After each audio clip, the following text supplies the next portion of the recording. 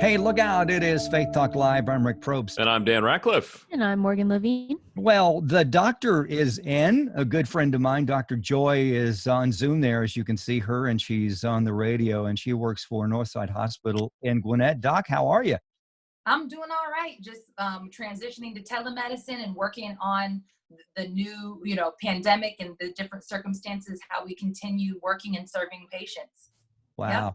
We appreciate what all of you do. You basically serve us and the sick folks, and we're looking out for everyone at this point. When we first had you on Zoom before we started, you had a really cool face mask on, and I was going to ask you if you wear that all the time, and you said that I think you said a patient or someone made that for you?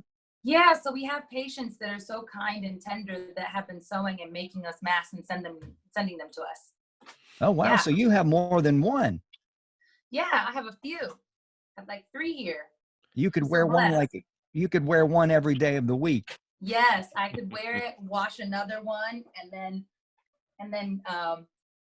wear another one the next day. I have enough to last throughout the week. That's really cool. We do want to get in, ask you a few questions about masks. Should we wear them? We've heard in the beginning, no, it's not necessarily. Then we hear yes. So we'll get into that in a second. All right. So we're in the pandemic. As I mentioned earlier, we've been socially isolated for the last 3 weeks. And you saw how it was crazy town in the beginning, everybody hoarding toilet paper, et cetera. Yeah. So now we are not showing up at church services. We're watching them virtually, which we understand that's what we really need to do. Where do you see us in the whole scheme of things? I know different places or geographically different places are different. Where do you see us now and where we're going? So since this is a novel virus and nobody has seen it, everybody is at risk. So 100% of people, since we've never seen it, we don't have antibodies or immunity to it, 100% of people can get it. So what we're trying to do is flatten the curve so that instead of everybody getting it at the same time and overwhelming the healthcare system, we want to do it like this. So hopefully this first haul is the one that comes down, and then probably in about a month, maybe 2 months, when we loosen up again, you'll get a second peak that comes down. And I think that will continue to happen like this until about 70 to 80% of the population has had it. And then majority of us will have antibodies and have immunity to it. Mm-hmm. So I see us being on lockdown probably for another month or two through this first haul. And then we'll loosen up to help the economy, and then maybe have to tighten down again, because we see that in China already. They're in their second haul, and they're having to because they loosened up, and they may have to tighten down again. All right, now, Doctor, we were talking about the face masks. At the beginning, it seemed like I guess CDC and people said, well, you don't need face masks, don't wear face masks. But now they're saying wear it. Tell us why that is. You were telling us. So weeks ago, we were saying don't use face masks. And the 2 reasons for that is because of the supply chain issue. Most of the masks are made in China. They were, they cut down import and export, and we didn't have enough. So to tell the public that you need to wear masks would be inappropriate when healthcare workers don't have any for ourselves. And then the second reason is because we know that there's asymptomatic transmission.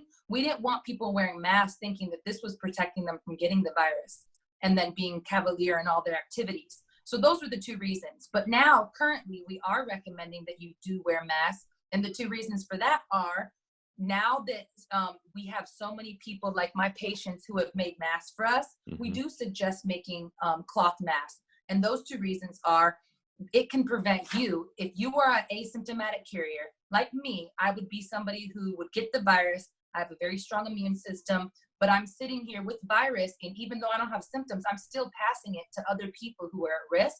So if I wear a mask, then I am not putting respiratory droplets and aerosolized particles out into the air that other people breathe around them. And then the other reason is because Georgia's #1 in the United States of America for allergies. It's pollen season, so you can fashionably decrease your allergies just by wearing a mask to protect others and then protect yourself from the pollen. Dr. Yep. Barbara Joy here with Northside Hospital in Gwinnett, and we're talking about the pandemic, face masks, and a whole lot more. Morgan? Yeah, so Dr. Joy, I have a good friend who's a nurse out in St. Louis, and about 2 weeks ago, she was texting me. She was on the corona floor, and she said it was pretty scary. And I was just wondering, what have you seen? What is it like there where you're at Northside up in Gwinnett? And then what's a word of encouragement you would have for people who are scared right now? So me currently, the way that I work on the front lines is I am the first face of medicine. So I get all the people who are calling me, and I delineate them into 3 categories: the worried well, those that are just paranoid, anxious, and just need to be encouraged. And I basically just tell them, if you do the right things and you stay inside, you're going to be okay. And just follow the rules. And also take this time to concentrate on different tasks or different projects that you weren't able to do. Spend time with your family and really cultivate a relationship with them where you're coming and going. Really sit down and have meals with your family and your children. Cultivate them.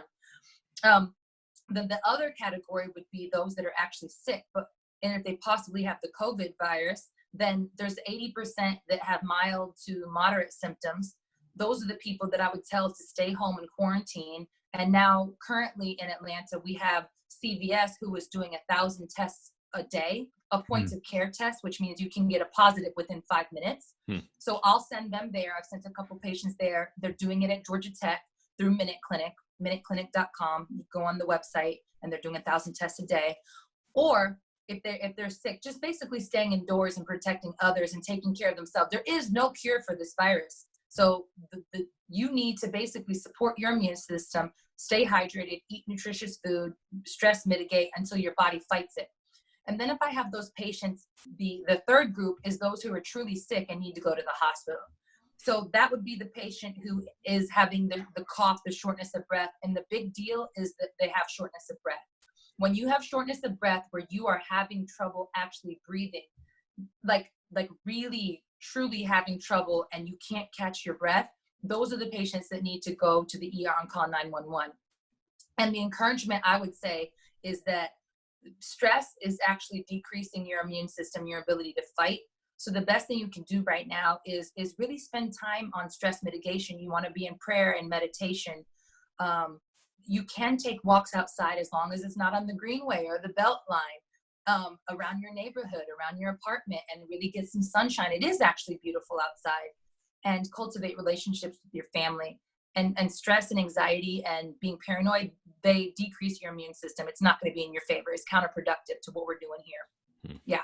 Dr. Joy, we're watching her on Zoom, listening to her on the radio, Northside Hospital there in Gwinnett. Now, Doc, you mentioned that this is kind of a wave thing. So as it goes down, we'll probably go to work and then it will come back. Would it be wise for us to stay at home until it's done completely, or will that not happen until we have a vaccine?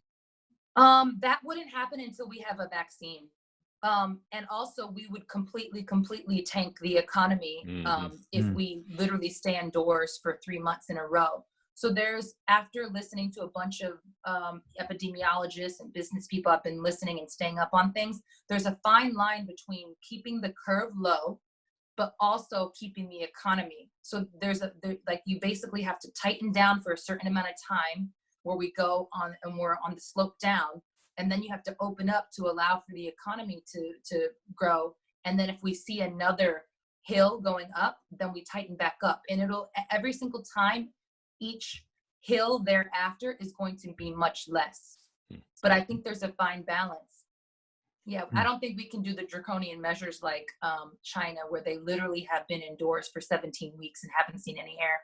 Yeah. I would go crazy. Absolutely crazy. I'm already going crazy. It's only been 3 weeks. Yeah. We can't wait to get back to the office so we can drive each other crazy instead of our family driving us crazy here. Dr. Joy at Northside Hospital in Gwinnett. Now, this young lady is a rock star. She's on television all the time.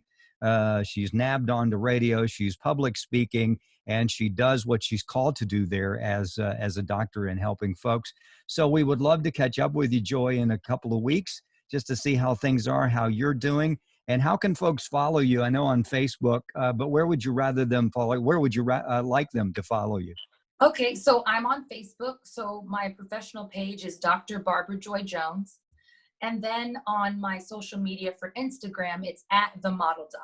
So THEMODELDOC, The Model Doc, because along with medicine, I do the 3 M's: medicine, modeling, and media. So The Model Doc is, I was really surprised when that handle was still available when I got it a couple years ago. But yeah, at The Model Doc on Instagram. And also, if anybody's looking for primary care, we are doing, we are accepting new patients through telemedicine for acute things. Like if your allergies are out of control, you break a finger or have diarrhea or something else going on, we are seeing acute patients. And I'm in Peachtree Corners, and I'm primary care, diapers to Depends. And that number is 678-312-8430. Diapers to Depends. Yeah. I like that. All right, Doc, thank you. We'll catch up with you in a couple of weeks. Blessings to you and be safe. My Thanks pleasure. Thank you, Rick, Morgan, and Dan. I appreciate y'all. Absolutely. Hey, let's take a break. We'll be right back. I'm Rick Probst. And I'm Dan Ratcliffe. I'm Yes. Morgan Levine. This is Faith Talk Live.